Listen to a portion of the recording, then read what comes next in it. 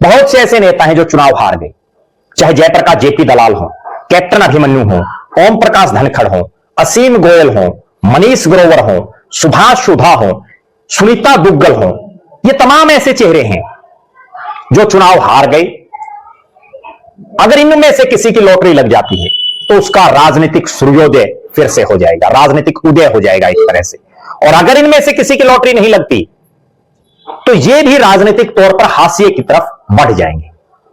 इसके बाद कुछ एक चेहरे ऐसे हैं जिनको टिकट ही नहीं मिली, जैसे संजय भाटिया। उनके राजनीतिक कैरियर पर, चुनावी राजनीतिक कैरियर पर बहुत बड़ा प्रश्न चिन्ह है, क्योंकि जिस लोकसभा से वो चुनाव लड़े वहां मनोहर लाल खट्टर साहब आ गए, जिस विधानसभा से वो चुनाव लड़ने के इच्छुक वहां प्रमोद विज, लगातार दूसरी बार के विधायक, उनके पिता कई बार के विधायक उस इलाके से, बड़ा चेहरा। तो लगता नहीं कि संजय भाटिया को लोकसभा या विधानसभा की टिकट का कोई उनका सिस्टम बैठ पाएगा।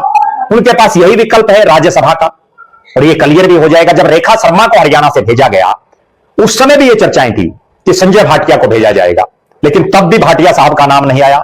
अगर अब भी नहीं आया तो उनके भी राजनीतिक कैरियर पर बड़े सवाल खड़े हो जाएंगे।